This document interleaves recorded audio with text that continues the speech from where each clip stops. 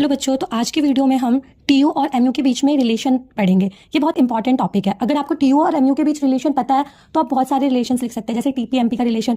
बस थोड़ा सा चेंज करना पड़ेगा, यू की जगह आप लोगों को पी करना पड़ेगा और ऑलमोस्ट सेम है। टीयू होता है क्या है कि अगर हम किसी भी कमोडिटी को यूज कर रहे हैं तो उसमें से टोटल यूटिलिटी कितनी मिल रही है, और मार्जिनल यूटिलिटी हमारा होता है कि एक्स्ट्रा यूनिट को कंज्यूम करने से एक्स्ट्रा कितनी यूटिलिटी मिली है। तो इसके ये 4 पॉइंट्स है जो कि आपको लर्न करना है, लर्न नहीं करना, समझना है, और इसी को देख के आपको डायग्राम बनाना है। तो आप बहुत ही इजीली इसे याद कर सकते हैं और इसके हेल्प से आपका 2-3 टॉपिक और खत्म हो सकता है। पहला क्या है, TU increase so long as MU is positive. जब टीयू बढ़ता है तो हमारा एमयू पॉजिटिव होता है। जहां टीयू हमारा मैक्सिमम होता है, जहां पे टीयू हमारा सबसे ज्यादा, कि इससे ज्यादा हमें यूटिलिटी मिल ही नहीं सकती, तो वहां पे हमें एमयू हमारा जो होता है वो 0 हो जाता है। और जब टीयू स्टार्ट डिक्लाइन, जैसे ही टीयू गिरना शुरू होता है, जैसे हमें पहले 16 यूटिलिटी मिल रही थी और अब हमें 15 यूटिलिटी या फिर 10 यूटिलिटी मिल रही है, तो उसमें हमारा एमयू नेगेटिव हो जाता है।